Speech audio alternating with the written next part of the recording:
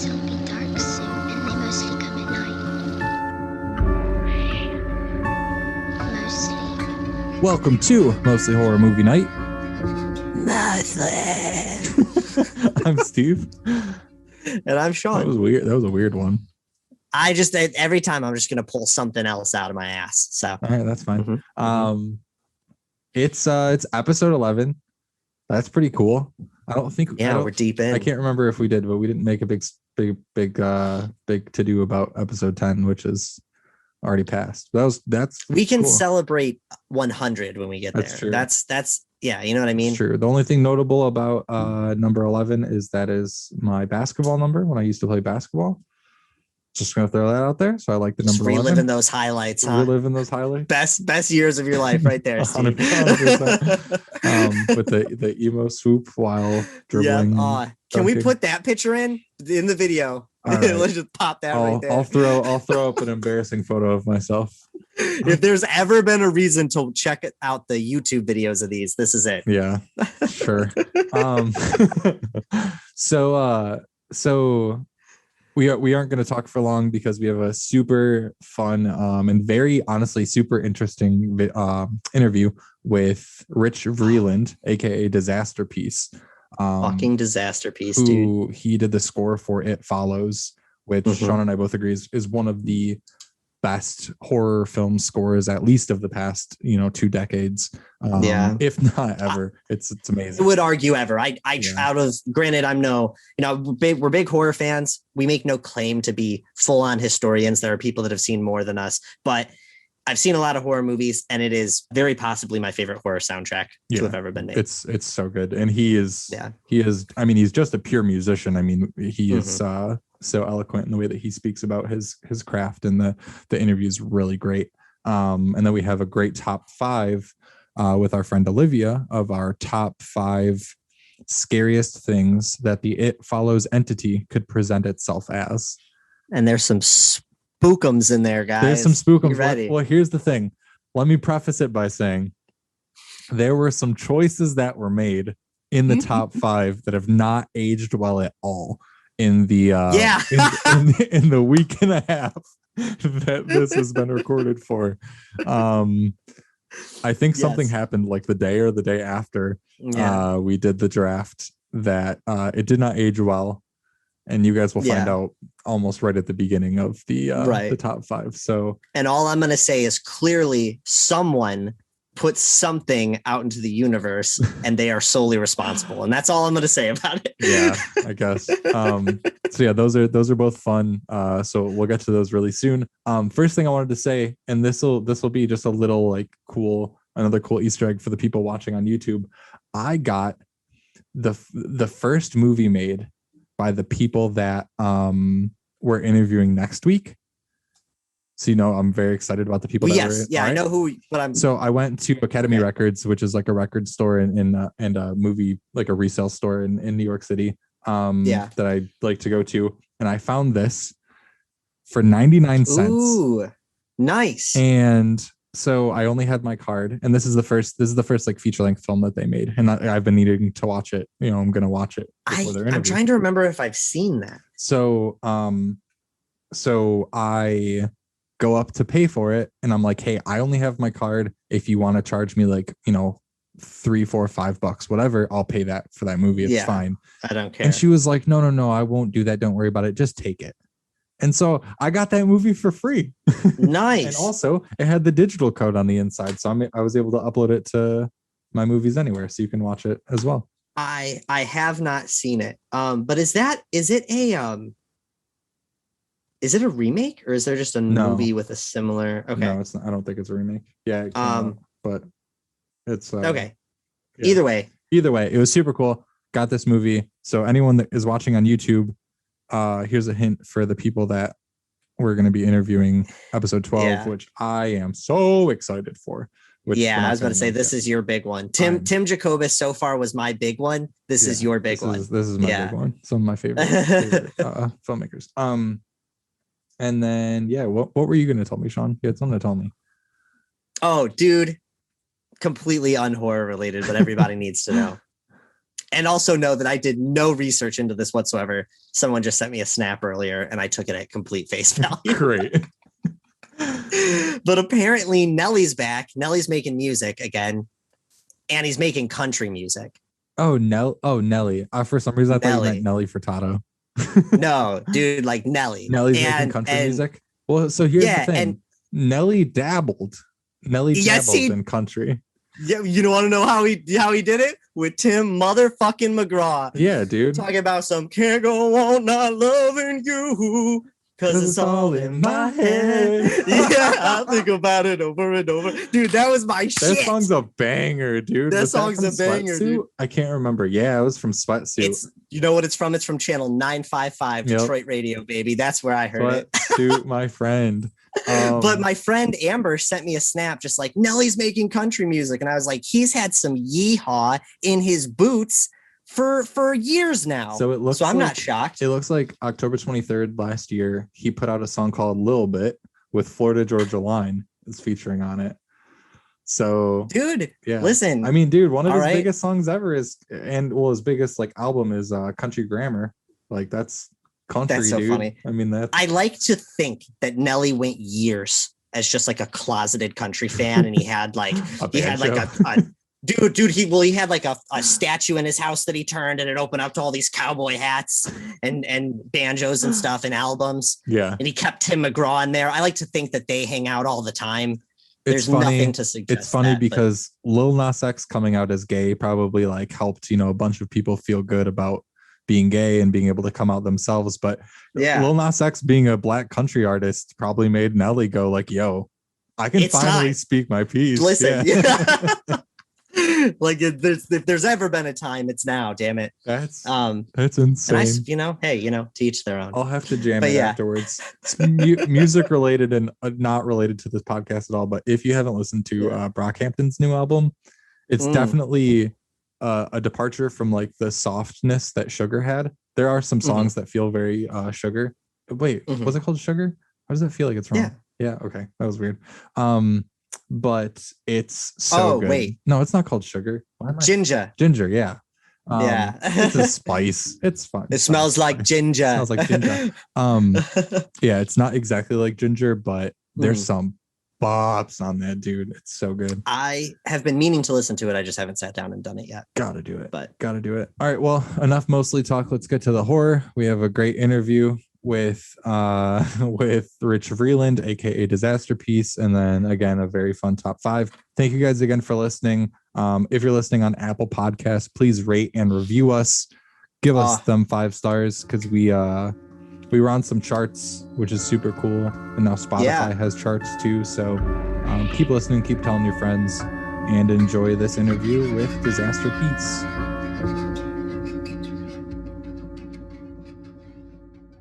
All right, we are here with Rich Vreeland, aka Disasterpeace. Rich is known as a chiptune artist and composer. He has composed scores for multiple video games, as well as David Robert Mitchell's Under the Silver Lake and It Follows. It Follows obviously being a very impactful horror score of the last 15 years. How's it going? You doing good? I'm good. How are you guys? Awesome, man. Awesome. We're great, man. Yeah, it's cool. Wonderful. Thank you for being with us. I think you're the second person that we've interviewed that's in like the Pacific time zone. So I'm jealous of the weather and all that stuff where you're at. Where are you guys based? I'm in New York. Sean's in like the Detroit area right now. So cool. It's like 30 it's terrible out. New York is my hometown. It snowed yesterday. What's your hometown? Did it? Yeah, Staten Island, New York is my hometown. Nice, man. It's nice. Awesome. So the first thing that I wanted to bring up when we originally kind of set up this interview, I started doing some research because, like I said previously, I know you from It Follows, that soundtrack. And I went onto your website and you have a very extensive blog. Like you have so much information there, which honestly, as research, doing research, it's wonderful. Awesome. So I just kind of wanted to ask what compelled you to compile all that information, to kind of put everything out there in that format, because it's a lot of stuff. Yeah, I've always been interested in documenting my work and what I do. And I think over time, as it became more apparent to me that there was value in it for other people, I became more keen on doing it. And I think, it was just a nice way for me to share that wasn't super performative. Right. Yeah. Because I'm not like super into doing like YouTube videos or anything like that, or even performing, despite performing for a long time. Right. So it was just like a good outlet for me personally, and I always like to write. So it's been nice to have that, and at some point I think I'll probably try to like piece all of that together into some kind of book or something. Yeah. Hell yeah. Oh man, I would definitely get that book. Jeez. Sweet. That's a cool idea. Yeah, no, that's definitely that's how it felt too as you're reading it, because you have for me specifically, it was like, okay, let's jump to the follow sections, but then I'm going through the rest of it and I'm like, man, there's just so much here, just a wealth of information. I feel like very few people like you said, that kind of document themselves so much. So it's definitely it's like a true insight into your background and your whole process and everything. It's really hard. I mean, I think even as much as I have like documented things, there's so many things that I haven't documented yet. And it's so easy to just get caught up in what you're doing and working on stuff that you can go years without even really thinking about what you've done. Yeah. And then by then it might even be too difficult to remember like what you were thinking at the time. So I've been trying to like just be more aware of that and try to jot things down when I think of them. That's super cool. I haven't gone through the blog. I'm curious, like, what's the name of it? And is it a lot of behind the scenes sort of stuff, or that way we can get people over there checking it out? It's just my website, disasterpeace.com, or disaster.pizza, which also works. In the past, I had a name for my blog in the past, and it was Disaster Please. Nice. It's like it's lots of behind the scenes stuff. It's just and then I like, anytime I would have a conversation like with you guys or whoever that I think is interesting or there's good stuff in there, I would like collect it and put it there too. I've actually gotten into the habit of like transcribing a lot of the stuff that I do, because sometimes I'll like pull out interesting tidbits that I hadn't really thought about before. And then I can like work them into like a more in-depth kind of article on a certain project. So like for each project, I tend to have like this very sort of like in-depth article that's just like chock full of pretty much everything that has to do with like what that was like, and the experience, the techniques, like, and details about individual pieces of music, all that kind of stuff. So that's super cool. And I really love the idea of turning that into a book. I think that's genius, honestly. Cool. Yeah. I want to do like a choose your own adventure book or something where you can like navigate all of it in some sort of like nonlinear way. I think that would be fun. That would be sick. Yeah. Oh yeah. Oh man. That's so unique. So yeah, like Steve said, we're I like first heard of you from It Follows. And I want to eventually touch back. That's awesome. Is that what's behind your head too, as well? I know people listening can't hear it. It's my only, That's awesome. The only copy I have left, because I gave away the rest. Oh, geez. Really, really quick before Sean answers the question, I guess not a lot of people watch this on YouTube, but are there different variants for what the record looks like? Or is it just one? Do you know? I think so. Yeah. The label Milan, they're Sony now. They've done for different like stores and events and stuff. They've done like variants of the and represses. They did variants of the color of the vinyl and that kind of thing.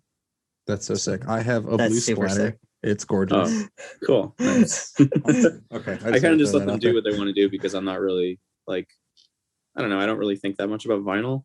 Yeah. There are other people who are really, really into that stuff, and that's cool with me. So. Right. Fair. Okay, so speaking of It Follows, I want to jump right into it. And before I even ask my question, actually, I just sort of, not to like kiss your ass or anything, but dude, it's truly, it is one of, if not like my favorite soundtrack, almost to anything. Wow. Nonetheless, horror movie soundtrack. Truly, it's awesome. When I was in college, I went to school for like animation. I would throw on the It Follows soundtrack all the time just to have in my head, because it provides so many visuals. As long as I could push like the movie out of my head at the time, it helped me build worlds and draw characters and stuff. And yeah, sounds like truly you have a hardy constitution, because a lot of people, I don't think, would be able to tolerate listening to like a horror score like in the background like that. Oh man, that's all I do. That's nice. that's my life. Throw on a horror movie when I go to bed and stuff. Yeah. Yeah, absolutely. But so I think that it's had like a pretty big impact on the genre. Like not to whatever, but I really think that it's the type of soundtrack that will be talked about for like decades to come as one of the best horror soundtracks that have been made. Like I truly believe that. Yeah. I think it's really, really good. But so I'm curious what that whole process was like for you, how you got in contact with, David Robert Mitchell, how you guys went about it. If you want to just sort of break down how that started and sort of the process of that. Yeah. So David reached out to me because he played the game Fez that I scored. And actually, in cutting the movie together, they use a lot of music from Fez in the temp score, which was weird for me in the beginning, because I had written that for something completely different, and it kind of took a bit of it was a bit of a leap for me to kind of like see that sort of tone working in this context. But to be fair, basically I had no prior interest or experience really in the genre of horror. So, in a certain way that was, I think, to my advantage, because I kind of came in with very limited kind of, kind of like institutional kind of, like deep-seated ideas about what the music ought to be. And it was much more loose and kind of just based on kind of a generic sense of what horror meant to me. Plus, like a really intelligent and like well put together temp score that David and Julio, the editor, put together, which had a lot of cool music in it and functionally worked really, really well. And a lot of that music was new to me. There was music in there by Penderecki and John Carpenter. And, going into It Follows, I had very limited familiarity with John Carpenter as an example. So I kind of brought a naivety or a certain level of ignorance to the project. But because I have a strong background in using synthesizers, and because, David sort of envisioned some of the music, something that was like tangential to music that I had already written, that was, a totally different context. It seemed to be it ended up, I think, being a pretty good fit for me. Yeah, I agree. Yeah, absolutely. Talking about like the specific instruments, or at least like the sounds that you play with specifically, even though you aren't familiar, or at least, hadn't worked in the genre before, obviously 80s horror films and even prior to that rely a lot on synthesizer and rely a lot on that sort of vibe. I mean, just the 80s in general too. So do you think that there was some like innate kind of feeling that like your music would work well with a horror film, or do you think, like, why do you think it works so well? You know what I mean? Like, is it a lot about the instruments you're using, or do you think it's just, things just fall into place? Or I think I believe that you could score basically anything with synthesizers and it would work. It's just a matter of figuring out how to treat it properly. So, but that being said, I also, was aware that, horror scores had used synths in the past. It just was kind of, it hadn't really been in favor that much lately. Yeah. But there was music in the temp score that was horror music that was synthesized. And, there were synth elements in some of the touchstones for me, like, not a ton, but, I was always really into the band Goblin, and obviously they did some Italian horror stuff. But doing the score in the way that we did it was really a byproduct of kind of like the logistical situation. Like we only had like a couple of weeks to do it because of trying to get into the Cannes Film Festival. So it was really the only thing that I felt like I could do in 3-4 weeks was to write a score that was all synthesizers, because that's what I had a lot of experience doing, and that's what I went to school for. And so yeah. Did you make, so I read, and not to get too like in the weeds with kind of music terminology, but so you make all the patches that you use, right? Like you're creating every patch that you use in your scores, or most of them. Not like every single thing, but a lot of it. I mean, pretty much all of the synthesizer type sounds and It Follows were all like created from scratch. There's like some percussion and some other things like that in there that were samples. But the large majority of it were things that I made from scratch. That's awesome. I think, and that's obviously something that using the synthesizer lends itself to, is the kind of like modular ability of being able to change things. There were some temp score pieces that kind of pushed me in certain directions that maybe I wouldn't have thought of otherwise. Like there were some pieces of Penderecki's that had like lots of individual like aleatoric music, where lots of individual pitches are kind of like moving, like they're sort of like converging and diverging in really interesting ways. And so I kind of was experimenting with like mimicking aleatoric string effects with synthesizers and figuring out like how I could do that.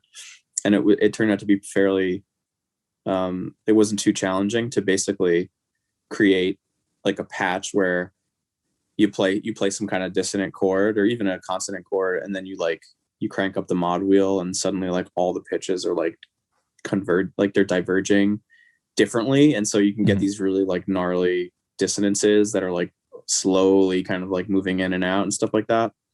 So you hadn't really like played with that before, so because of the temp score you kind of got that. I mean, I might have tried to recreate the THX sound or something at some point, but outside of that, I don't think so. Okay. But I had definitely like already started to do some of this stuff in Fez. I use the same synth on both projects, and I was, already getting really into using randomness in my production.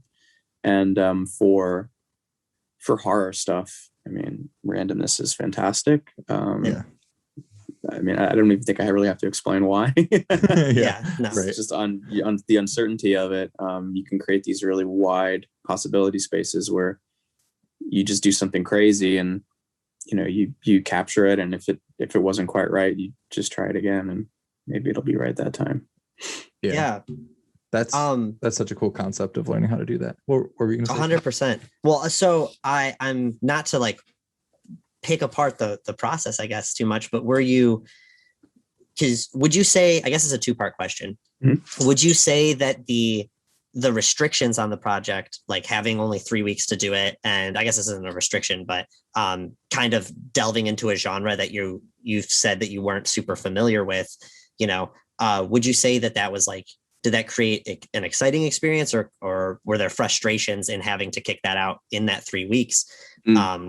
Would you say that, like, did you do any exploration into finding other reference for yourself, or did you really go off of what David gave you?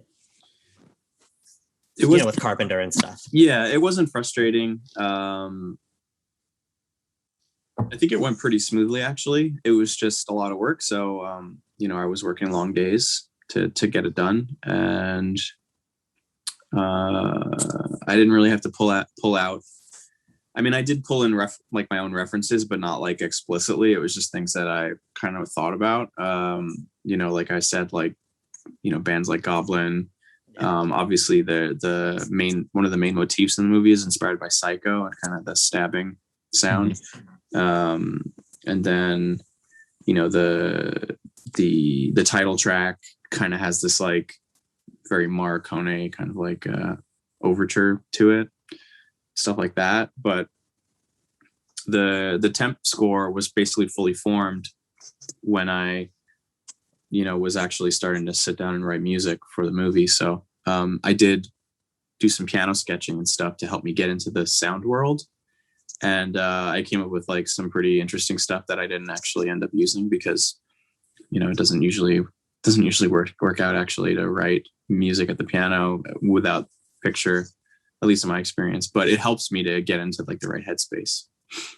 That makes sense. So I read that you said that like when you first saw the film, you wrote something on piano that you didn't use, and like you wrote an alternate to Detroit that you didn't use. Are those things that, for my own knowledge, that you've posted anywhere that we can hear, or are those things that you kind of just keep and you're like, these were alternates, these were things that didn't really make it to the cutting floor? I think I did post one of them at some point, but I don't remember where it was. But Gotcha. I have them, and I would like to post them, so I probably should. Yeah, man. Listen, Figure out if some you way to want do that. if you want to give us the exclusive, I got you. We'll throw them out there. But no, when I first read that, I was like, that's cool that there's more. I mean, outside of like scoring, even when people make albums, you hear about artists making, oh yeah, we had 25 songs for this record and there's only 11 on the album, like that sort of thing. You have your things that don't exactly fit. But that's cool. It made me think of Linkin Park, because I remember they were like 100 songs for one of their albums, which I thought was hilarious. Dude. Yeah. I didn't know that. I hear that all the time, but people are like, for like the group Brockhampton, they were like, yeah, we recorded like 30 songs for this album and it has like 12 on it. It's like, where's the other 18 at? If they're done, put them out. Well, presumably some of them are really bad and they like threw them away. Yeah, right. Yeah, you have to hope so, that we're not like leaving gems out, but right. Okay. So obviously it follows, like Sean said, I think that, obviously we think it's a great score, one of the best scores. And I think that you've seen within the past decade, like It Follows is consistently claimed to be, or not claimed, but people call it, one of the best horror films of the past decade, like of the 2000s, in terms of like modern contemporary horror. And one of the first things that you see on there is the atmosphere, which is hand in hand with your score. So, I mean, I'm sure you're not like deaf to that. Do you have any feelings about it being like this kind of highly renowned score at all? Like, have you gotten that impression from people or from the internet or from anything like that?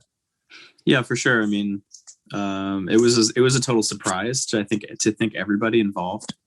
I mean, David had done one other movie that was totally different, right? And it was my first feature film. I was just happy to be working on something interesting, and I didn't really, think it would be anywhere near as popular as it became.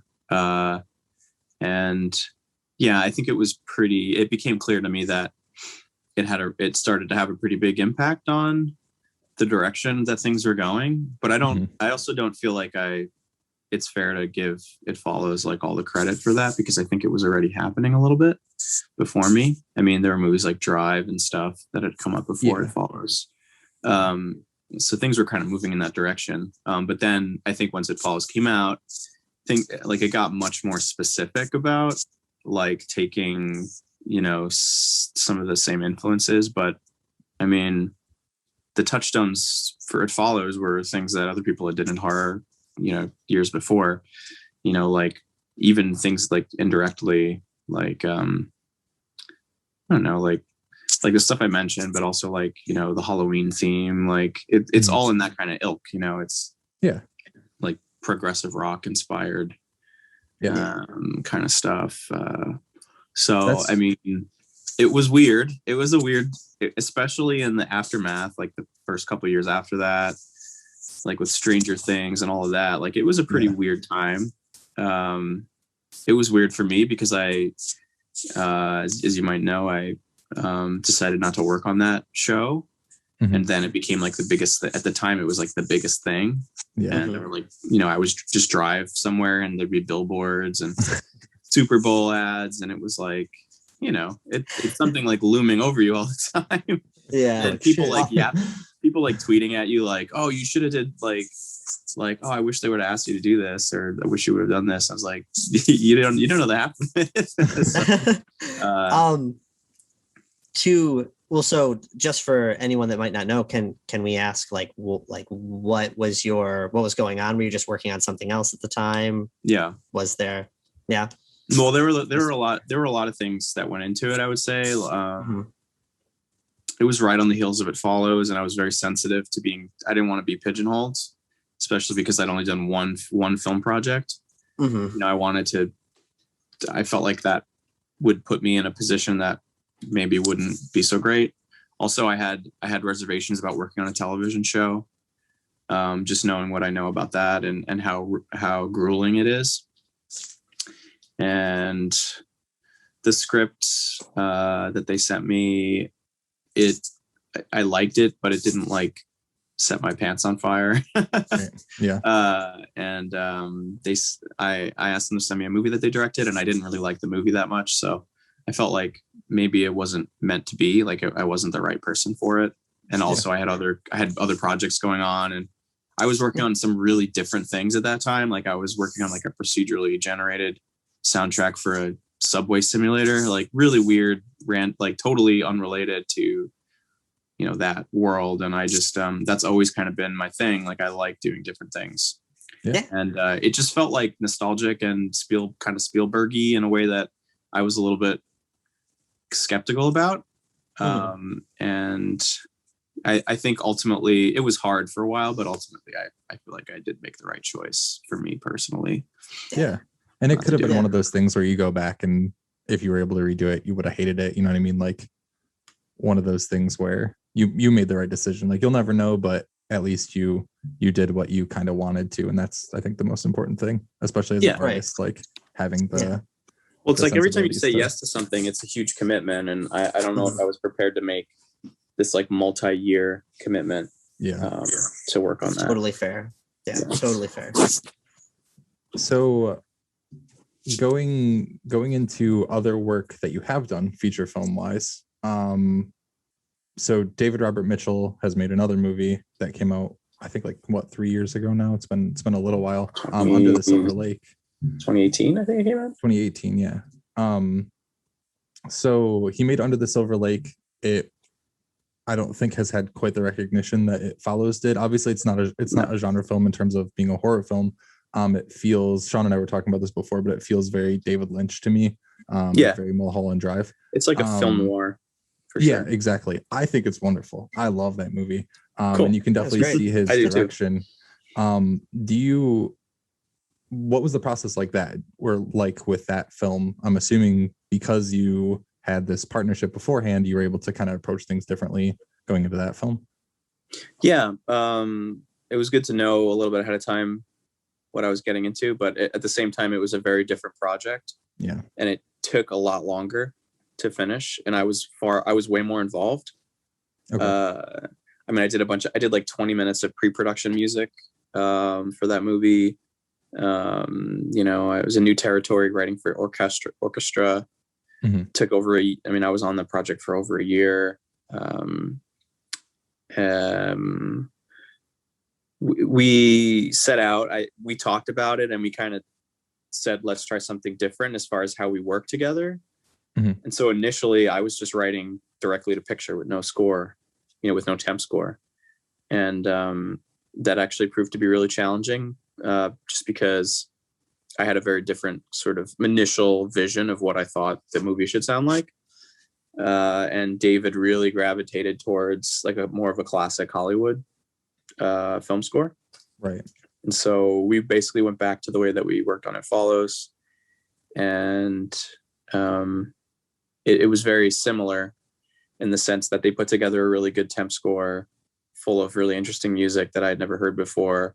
I had no familiarity with Bernard Herrmann really at that point, even though I knew the Psycho theme, but I didn't know about him really. And the difference, I think, is that in It Follows, I didn't feel like I didn't need to go and watch like movies to understand the culture and the context of the genre.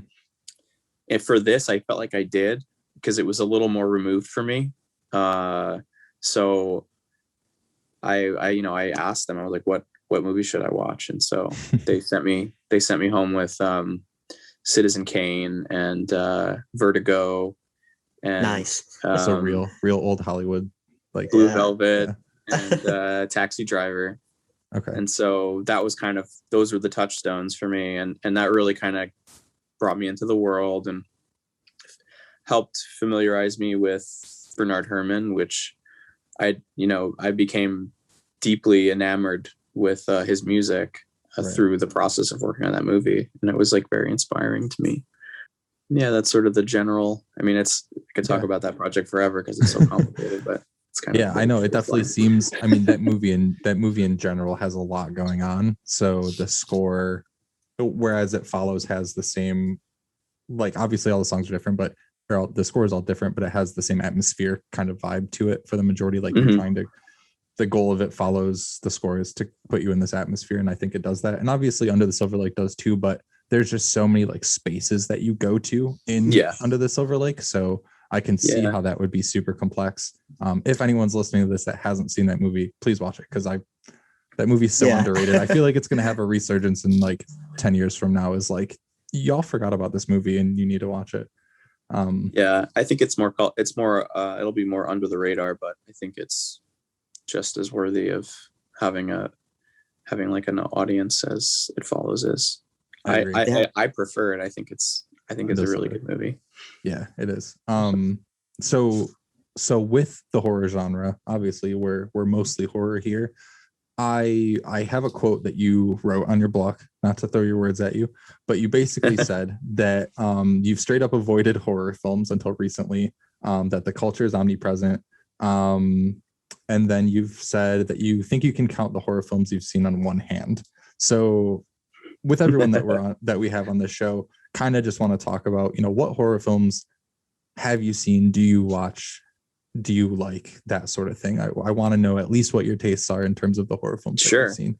Well, I'll give you a very solid like reference point for like what kind of quote unquote horror I like and what kind of horror I don't like. I absolutely love The Thing. I saw that like a couple years ago. I saw that for the first time. I love that movie so much. Okay. Yeah. And probably my least favorite movie ever is The Ring. Okay. So you don't like early 2000s? Early 2000s ghost movie. I do like really cheeky like Asian horror movies that are like kind of like a soap opera in the middle of it. Those are really entertaining and fun. There's one about hair extensions that like kill people. Wow. It's really entertaining. I think I like when horror movies have some kind of levity to them or they have heart. I don't really appreciate a movie that's just exists to be, crass or like, or like it plays like, oh, everything's gonna work out, and then like, nope. Everybody dies. Right. And the horror lives on, like it's just not my thing. That makes sense. That's fair. That's definitely the Thing is definitely like kind of the leader of the subgenre of horror film that it is. You know what I mean? The atmosphere in that specific one. Did you see the original or the remake? Like the Carpenter one from the 80s. The Carpenter. Okay, that's what I was gonna say. Early 2000s is hit or miss for everyone, so that makes sense. What were you gonna say? I'm curious, if you hate The Ring, have you seen Ringo, like the original Japanese movie? Ringu? No. Yeah, that's the thing. I'd just be curious to see what you'd think. Yeah, that's the thing about the early 2000s films, is a lot of them, or the big name ones, are like Japanese remakes, and most of them fall flat. Like, I mean, obviously, I think The Ring has a pretty big following, so I think that might be like a unpopular opinion. Yeah. Although I understand it, but like you have movies like what was it? Like, was it One Missed Call, or the one where like they have mouths for eyes? One Missed Call. Yeah. One Missed Call. Or no, sorry, that's I don't remember what it is. Maybe that is One Missed Call. I don't remember now. There's that. There's like Shutter, which is another one that's like just a really bad remake, but. There's one. I saw another one that I didn't really like. That was about it's about a little girl who like dies in a water tower on top of an apartment building. Is that? I'm not sure. I'm not sure what that is off the top of my head. A water tower. Oh. It's an Asian horror movie. Yeah. So and then it was remade, I think, into like a Western version. Yeah, it was remade, and it's funny because I don't know if you're familiar with the Eliza Lamb like missing Is that based person off case. of that? Okay. It's not based off of it, but there's the Eliza Lamb missing persons case in California, like in Los Angeles. It happened after, didn't it? Yeah, it happened like right around the same time, like maybe like a couple months after, and people were like, "Yo, she was like wearing the same thing. She like fell into a water tank." Yeah. Oh damn, I can't remember what that movie's called, but yeah, I need to know. I gotta watch it. One good horror film around that time that's based off of a Japanese horror film that Sean showed me not so long ago is The Uninvited, where it's based off of a film called The Tale of Two Sisters, which is like for like big horror buffs. Like I know it's like one of Jordan Peele's favorite horror films, that sort of stuff. But it was turned into The Uninvited, which is an American film, and it's really good. But that's one. I like both versions. Yeah. I think I like horror movies that are a little more like esoteric and weird, that are like less like just something like just overtly terrible or like just like the pit of darkness. Yeah, something that's a little bit more like abstract, like like I really liked Under the Skin and stuff like that. I don't know. There's a horror film that just came out. There's one that just came out on Shudder called Slacks, SLAXX, and it's about a pair of killer pants. So if you like the hair extension one, then watch Slacks, because that's it's a fucking ride. Horror is definitely an interesting genre because there's so many sub things inside of it, and you can be a huge horror fan of one thing and absolutely hate other stuff, and it's totally fair. Totally fair. So some films that I wanted to ask you about if you've seen, because in terms of like recent horror scores or just movie scores in general, I think that they're some of my favorites. But Alex Garland's films, so he did Ex Machina and Annihilation. Did you see either of those, or are you familiar with their scores at all? Who did the score to Annihilation? It's I had to look it up because I couldn't remember, but it says it's Jeff Barrow and Ben Salisbury. But they've worked with him on everything that he's done. I just wanted to I just was curious because they're some of, I think, like the best current scores in terms of like taking you to a place and giving you a soundscape that you haven't really heard before. I mean, it's sci-fi, so it's a very like sci-fi feel. But also Annihilation and Ex Machina kind of are in horror, even slightly as like a subgenre. So I was just curious if you were familiar with those at all, because I think I listened to Ex Machina once, but I haven't seen the movie. Gotcha. They're super. If you're interested in like science fiction and all, they're the way to go. They're really good. Okay, I was just going to say, because we've talked a lot about movie scores, and I'm curious if like, is that a direction, whether it be movie scores or video game scores, is that a direction that you plan to focus on and go in further, or do you want to do more personal project stuff? I was kind of exploring your Spotify, and I found Rise of the Obsidian. And just like a couple days ago, cool. holy shit, dude. I love Rise of the Obsidian, and I just assumed it was a video game soundtrack, but just recently. Really? Oh man, I gotta get a copy of it. I truly love it.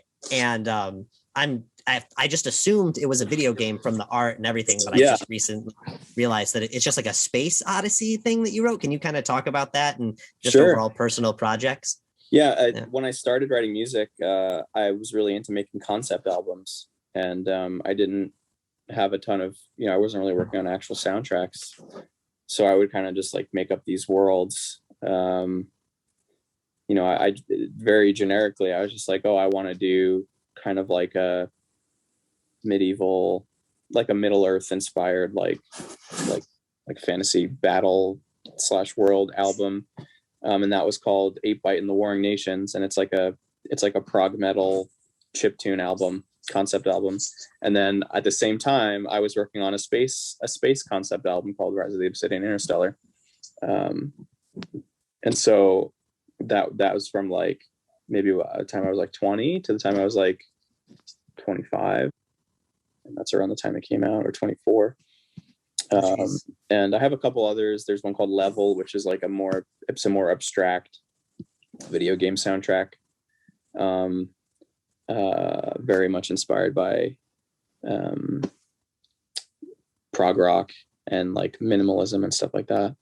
Yeah, I used to do a lot of that kind of stuff. And like you asked me about going forward, like where I kind of see myself investing time. I definitely have been putting off personal projects for a long time. Like I've been doing stuff, but never like finishing it, because there's always something commercial that's like pulling me away from it. And in the last couple of years, I've kind of like, my appetite for doing commissions is kind of like waning, and I have a lot of stuff I want to do, personal stuff. So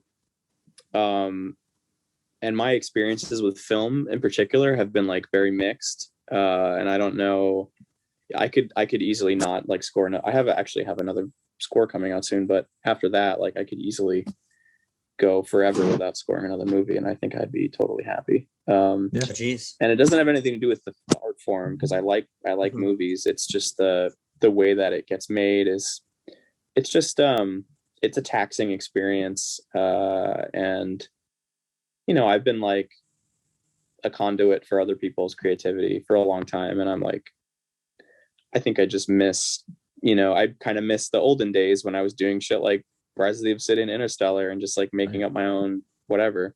So yeah, That's I would love to see something happen where you almost like make this world, you make this soundtrack, you make this concept album, and then other people serve your, you know what I mean? Like maybe they make a graphic novel based off of it or something like that. Like, you know, that kind of reverse, or even just like a sound focused video game, but that like it's, you are the starting point. That would be and cool. Everything else comes after. Yeah. It's just in my head, I'm like, God, I hope he eventually does a video game soundtrack or a movie soundtrack again. But I'm also super stoked about any personal stuff, especially after I need to listen to the rest of them. But Rise of the Obsidian, Interstellar was crazy to me. Awesome. Yeah. I actually at one point had plans to make that into a game. It was going to be like a shoot 'em up game that was completely timed to the album, so it was gonna be like a companion game, but it kind of fell through. But gotta get it. Rope it back. Yeah, make it happen. Any game designers, programmers, whatever that are listening, let's do that. Yeah. So you said that you have a score coming out. Is it something that's been announced, or are you? No. Okay. Can't talk about it. Trying to get the scoop about it, but gotcha. Shortly. That's cool. That's cool. We'll look forward to that. Absolutely. Awesome, man. Well, thank you again for being on the podcast. Taking the time to chat with us. It's been a pleasure. Like I said, it's been great to talk to you and to, you know, be able to give our thanks for giving us some wonderful scores and everything. I appreciate that. Yeah, of course. Definitely the people that have only heard your It Follows score, you know, you have a wealth of music and of just soundscapes that you've created. So everyone needs to go check those out. I know that you have your website. Mm-hmm. What are the best ways to kind of like follow you on things, or on Spotify, or, you know, streaming, that sort of stuff? Is it just under Disasterpeace? Yeah, I don't really fuck with any of that stuff. Right. That much. I just have a website and I have a mailing list. So okay, if you want to know what I'm doing, you can follow me there. Hell yeah. Absolutely. Join the mailing list, listen to the stuff online, go to disaster.pizza. Is that what it was? You got it. Hell yeah. Nice. That's hard to forget. Disaster, please, dude. Disaster, please. Awesome, man. Thank you again. Appreciate you so much, dude. Really cool talking to you. Thanks, guys. Appreciate it. You guys are cool. We'll talk to you later. All right. Take care. All right. Thank you guys for listening to that interview with Rich Vreeland, aka Disasterpeace. We're here with our friend Olivia. Hi, Olivia. Hello. Really though, hi, because I haven't seen you in quite some time. I've seen Kim and Bruce. I talk to them a lot, so I haven't seen you in forever. Just a heads up, this doesn't even need to be on the podcast, but I'm gonna be home in like 2.5 weeks. So so you can keep it on. You gotta come by. That'll be in the show. Hey guys, people listening to this, I'll be home. Probably when come get his autograph. We should have this is listen to our personal live plans here for a second. But we should totally have like a fire, like a little mini COVID safe, just our little pals fire. Yeah. Dude, seriously. We'll figure it out when we're not recording. So we're here We're here. We're here. Here We're we here. are. We're here for another top 5. This time, so obviously Disasterpeace did the It Follows soundtrack. We want to do a top 5 scariest things or scariest people that the It Follows entity, or as Cam would call it, the ST demon, would present itself as. So the top 5 scariest things or people that the It Follows entity could present itself as. Don't know where this is going to go, but that's totally I got fine. some spookums, dude. I got some spookums. This will be good. We're gonna remake So- the movie, is what's gonna happen. Yeah, And- for real. Not with my picks. Yeah, no. So what we'll do is we'll start with Olivia. I'm gonna go second for a change, and then Sean will be third with the picks. So All right. Olivia, number 1 overall. What is the scariest thing that the It Follows demon could turn into? Doug, check this out. Prince Philip. Who? Oh, Prince Philip, you said? Have you seen that man lately? He's falling apart. He's Scary. falling apart.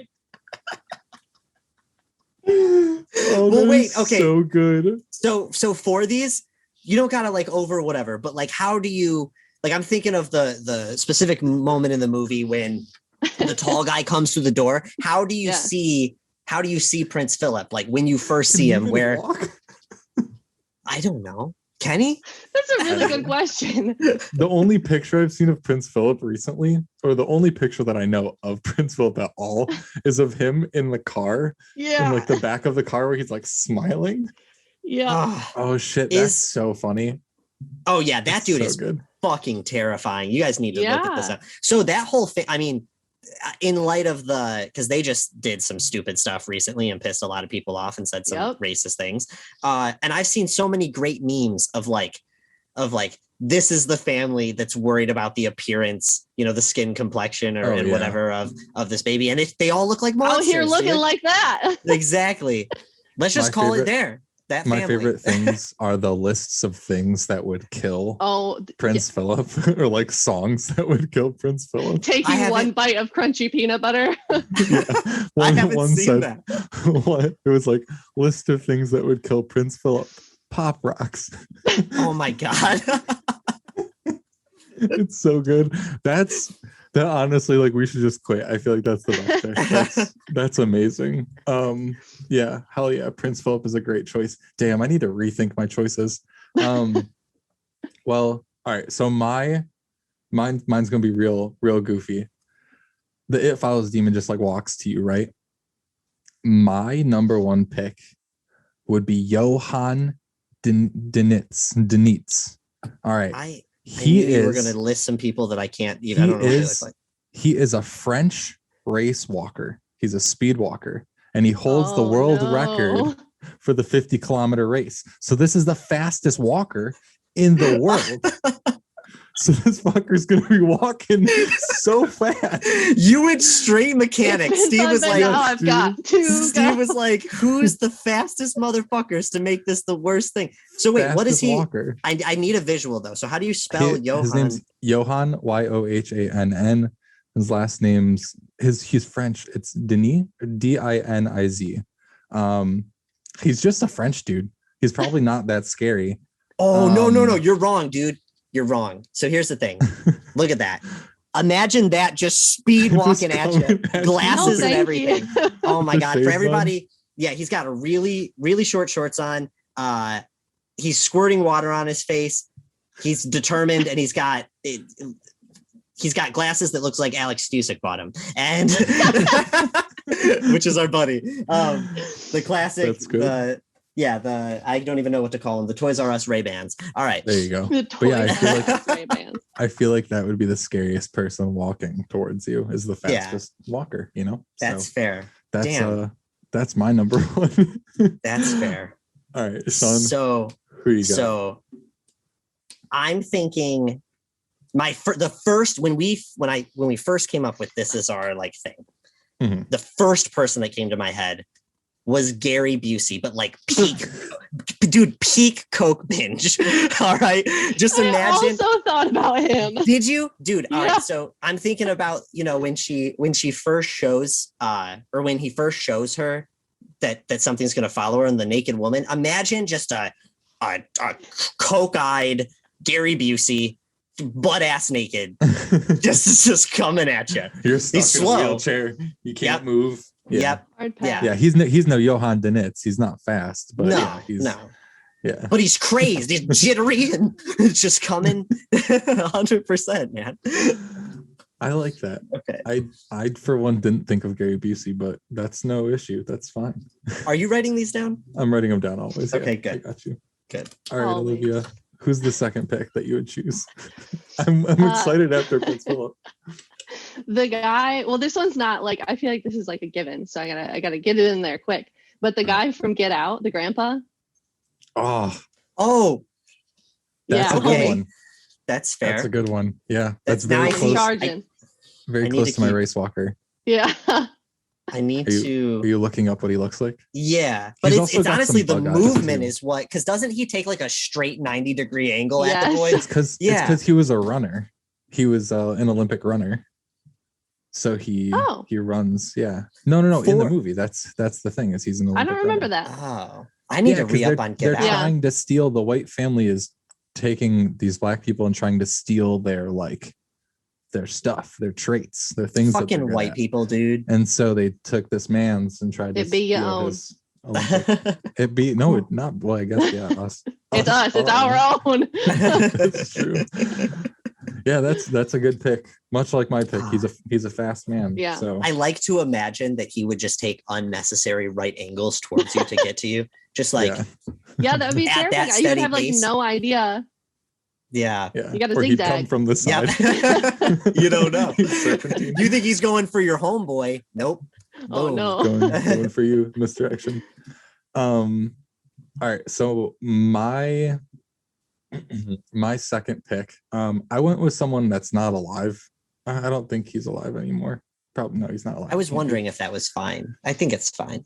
I'm gonna do I it have- regardless. So Gacy, John Wayne Gacy, just like a big old clown man.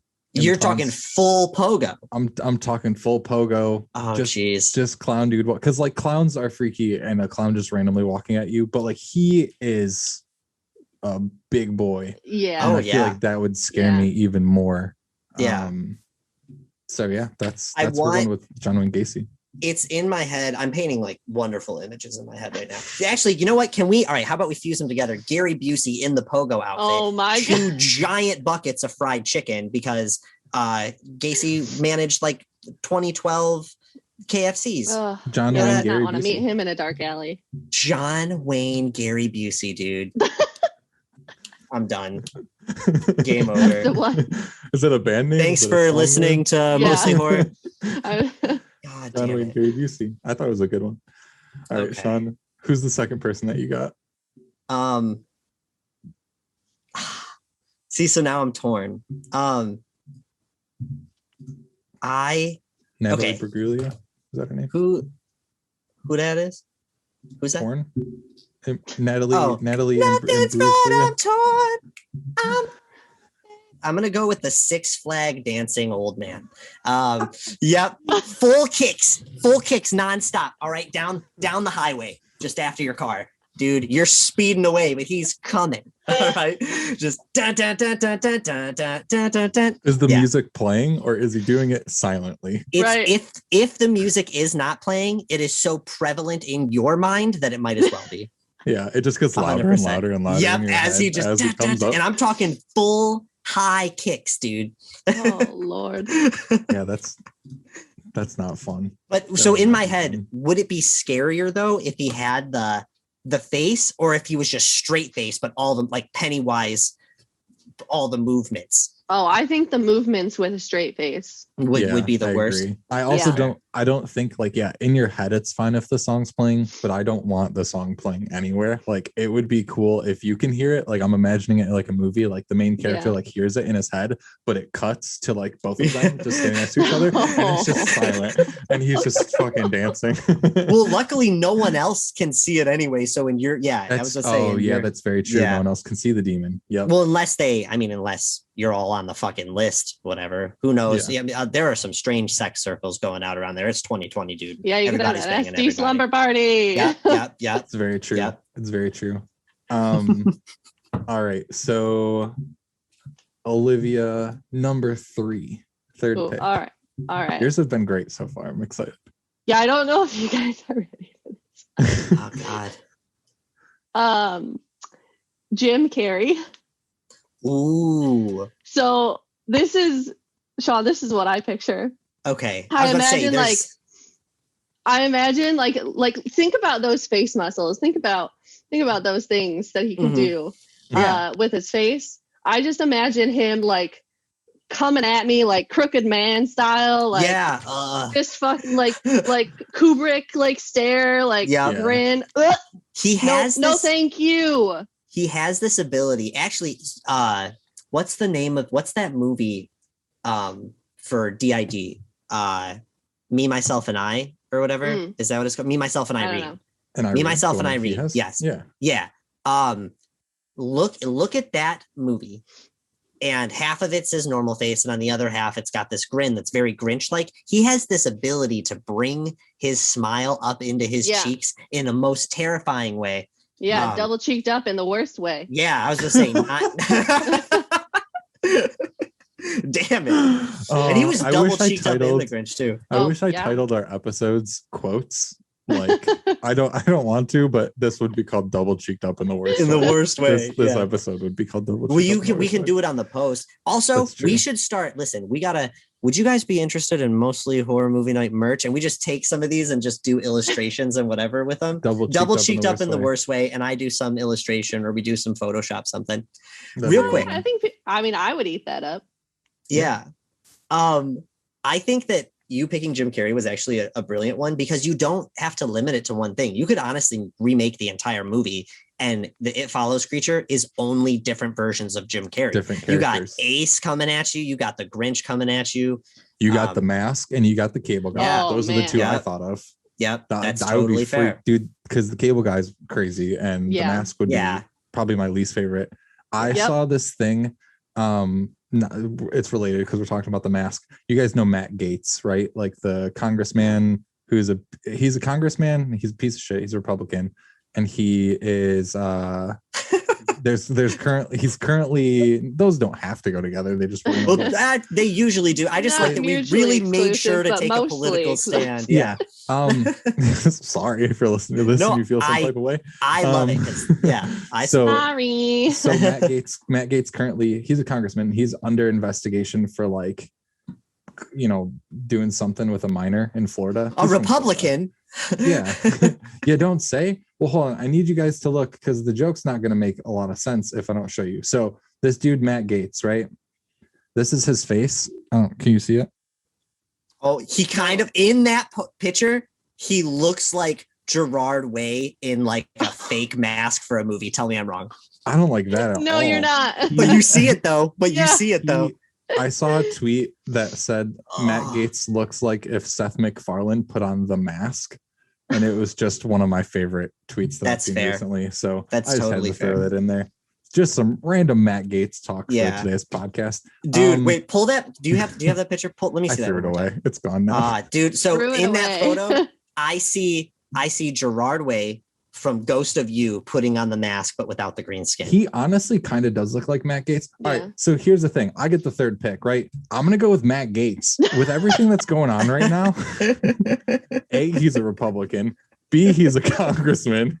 C, he's doing shit with minors. I don't want you fucking walking towards me. Yeah. So there, just gave me my third pick. He's got this like shit-eating grin on at all times, which like most politicians do, but look at him. Okay, in that picture, he doesn't look as much like him, but yeah. You can just tell he like 16. Yeah. That's upsetting. Sorry. He's being investigated. Good. Any Hoosers. Sean, who's your third pick? Yikes. Well, speaking of investigations, I feel like it would be a disservice to everybody if we didn't throw Donald Trump into the mix. I'm going to pick He was my He number was one 5, of yours. so Really? Yeah. Yeah, have to. And it's such an easy pick. We don't need to explain why that's terrifying. Go and Google any picture of him ever from any time period. Use that as your reference point. And that boy's scary. Except I want this face. And you know what face I'm making just by the way that I'm talking. There's a picture. I don't know if it's real, but there's a picture of him naked being spray painted, like being golden, like sprayed orange. And it's disgusting, and that's how I imagine him walking towards me. It's just the worst visual. I truly imagine that man just has like he has an entire layer of like pimple pus under all of his skin. like you could pinch him at any point on his body and it's like squeezing up like a thick blackhead. He's like a freaking boomer from Left 4 Dead. And he's just coming at you. I don't even want him naked because you're not going to see much of a penis anyway. So we're whitey tighties, and he's just coming like with this face and he's coming to grab you by the pussy and take away your health care. And really Ugh. One quick thing before we go into round 4. Every single person that we have chosen so far is a man. Oh yeah. And I feel like that says something. Yeah. Anyways, Olivia, who would you pick in the 4th round? Oh, this one is, I feel so bad picking this, but definitely my brother. Because that's one scary looking guy. He already does stuff like that to me in like regular life. Oh, so God. Like the other day I went home and I went to like pick something up for my parents or whatever. Mm-hmm. And like nobody was in the house. And I walked in and I was just I went out to our sunroom to see if my parents were out there or whatever. And nobody was there. And then I like looked at my phone for a second and I turned around and my brother was just like standing there. Oh. Just like staring at me. And this guy, like he's tall. He's like 6'1", 6'2". Mm-hmm. And I mean, I know you guys kind of know what he looks like, but he presents very like he has a very menacing appearance, the way he presents himself, kind of dark and scary looking. Great kid though. That's a good pick. So here is why I think I like that pick, and I'm gonna rope it in with my 4th pick. So my 4th pick is also a family member, and it's my grandma for a number of reasons. So my grandma's 101. Old people scare me. And the thing about that's the next shirt. Yeah. So yeah, she's old, and old people in general terrify me. But I think the thing about a family member, especially in It Follows, they play on this a lot, is at least if you're unaware, I guess even if you're aware of the demon, it makes you uncertain, right? So if my grandma's walking towards me, I'm like, oh, you have to you don't where's know. Your walker? I need to go help you. And then you might be totally screwed because she's gonna eat you or pee on you or whatever they do. I'd like fuse genitals together. That's what happened. Yeah, it was terrifying. It's really gross. Well, plus it really plays on that emotional factor, like 100%. I love you, Grandma. She's not listening to this. She's coloring or something. Sean, who is your 4th pick?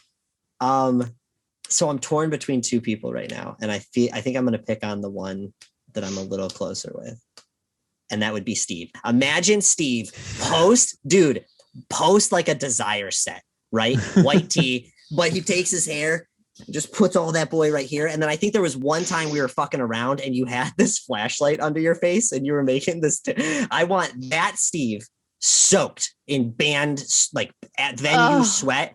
Then you sweat, and you just literally just recreating the scene where the guy comes to the door. Yeah, you would be a scary dude. You got that face, man. I hate to throw you in, right? Because that's what I was about to say. Is I was like, when I wrote my list, I was like, yeah, people I hate, and then people that I like to pick on. But we've been so mean to everyone that I was like, I don't know if I want to comment on it, but you brought in your grandma, so I figured it was okay. That's fine. Do I have my glasses on or do I have them off? Because normally I don't perform with them off. If they're on, their like nose, and you're like this, dude. You're full. Oh no. Like, I can't do it. 1 second. I tried to do it with that. Trying to get the light over. You had this like orange light on once, and you were like making this like terrifying face, and it stuck in my head. I don't remember what we were doing. Oh, it was when we went to we went camping and we were in the tent. And that makes sense. Yeah. It was something I was doing just because after I downed a whole bag of donuts or something. But for everyone that doesn't know, like Steve is a tall motherfucker. And sometimes I got ducked through a door. People used to. Did you ever dress up like Slender Man? When Slender Man was a thing, no. People used to like compare you all the Slender time. Man.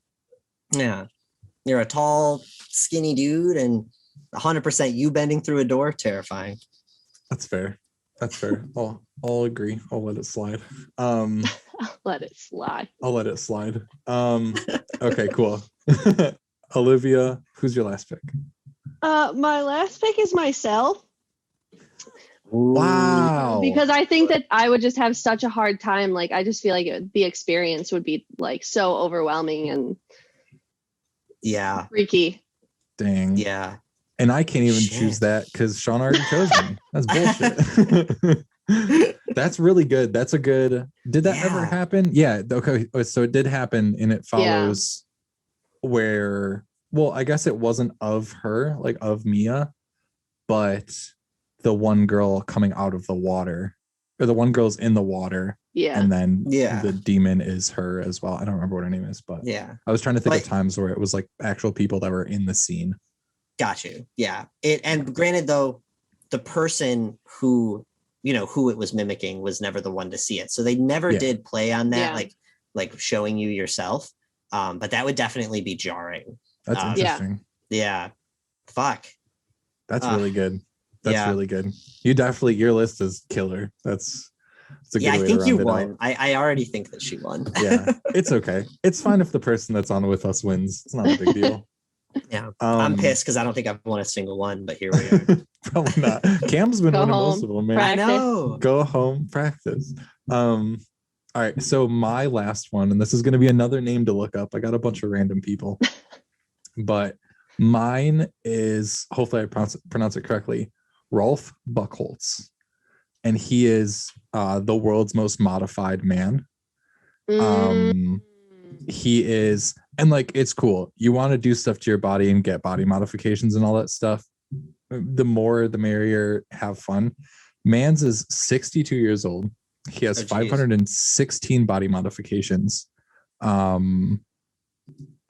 He looks like an otherworldly creature. He's got the horns implanted. He's got tattoos all over, piercings all over. Just like one of those people where like your body hurts when you look at their body modifications. If that makes sense. And again, all the freedom, dude. Do what you want to do with your body. I support that shit. Like, I think it's interesting. Yeah. Yeah, it's just one of those things where like 100% of the dude is walking towards me, wherever we are. I will not be happy.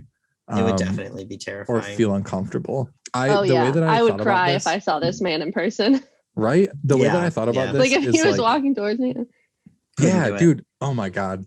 I hope people are watching this on YouTube. If you're not watching this on YouTube, hop over to the YouTube video really quick to see all the people that we've done. Is it him? Yeah. Okay. Yeah. The way that I imagine this is like, so like I see hundreds of people on the subway every day. So I just imagine like because everyone's normally to themselves, like sure, there's going to be the man that's screaming for no reason, but like normally everyone's on their phone or doing whatever. And I just imagine like sitting there and someone just walking towards me on the subway, like out of all the random people, like, and I just imagine him walking gives me the creeps.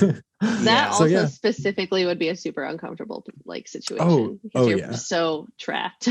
Yeah, 100%. Yep. You can try to go to other cars, like other subway cars, but he's gonna follow you because it follows, you know. It does do that. Yeah. Wow. I didn't even think. Yeah. The whole idea of it being on a train is. Do you guys know that it can go to space? Like if you were to go to space, it can also like still follow you to that like outer space. I accept your information, but I would like you to cite your sources, please. I was looking up an interview that the David Robert Mitchell. Yeah. Okay, so it is not Earthbound. Can it fly?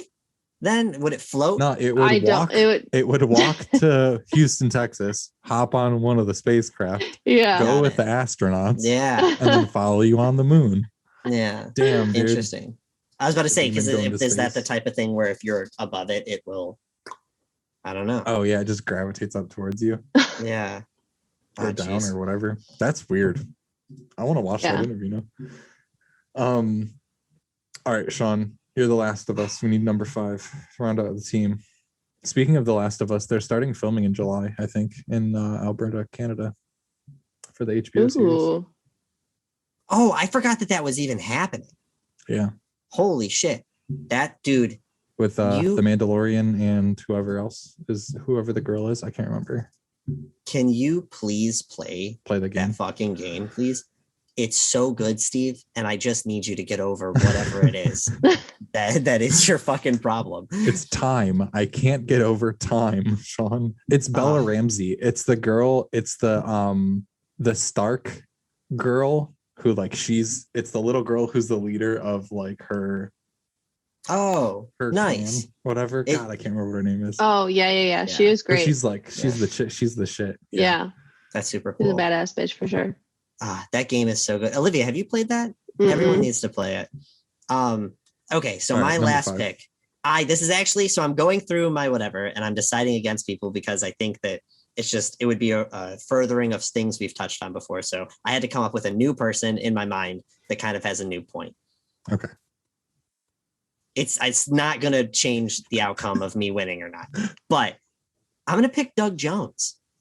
I thought about Doug Jones. I'm going to pick Doug Jones because, that's a good pick. I want to say that in the most respectful way, because it's not that he is a scary dude in his self, but he clearly is very talented. And I think he would bring a lot of walks and a lot of crazy shit to that character.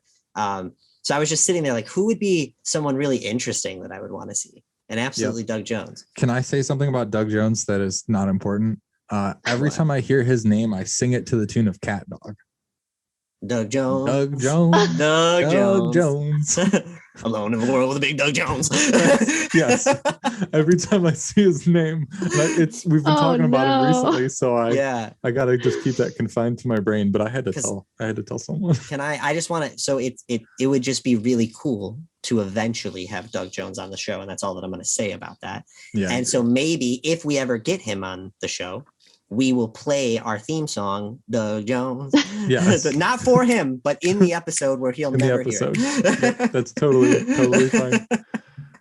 No, Doug Jones would be good, especially because he could be I think in the same way that you could have the Jim Carrey characters in It Follows, you could have just different Doug Jones. I mean, he's done so many characters. You could have him in anything. Yeah, for the people, I'm sure everyone does know, but if you don't know who Doug Jones is, he is a creature actor, and he played the Fawn in Pan's Labyrinth. He played the Pale Man in Pan's Labyrinth. He played the zombie in Hocus Pocus. He played Abe Sapien in Hellboy. Well, the creature in Shape of Water, which is very similar to Abe Sapien. Yeah, he's in an episode of Criminal Minds. Yeah, Olivia said Crooked Man earlier. He played Crooked Man in Conjuring 2, right? Is that what it was? Did he play? Yeah, that makes sense. He's Crooked Man. Mm-hmm. Oh yeah, that makes sense. Yeah, he's on. I didn't even realize that was him, but that makes Star Trek stuff. Are they still doing that spinoff? Crooked Man? I don't know. Yeah. I don't know if they're doing the Crooked Man spinoff, but The Devil Made Me Do It comes out in a couple months. Finally. Have you seen previews for a show? It's a show called Them, I think. Yeah, we talked about it on Prime Video. Yeah, we talked about it recently. It's like the same producer, same whatever that made Us, but not. Yeah. Or no, it's not the same producer. It's the same actress. The girl from Us, the runner from Us, is in it, and it looks cool. It's gotten good stuff about it. I think that comes out this month too.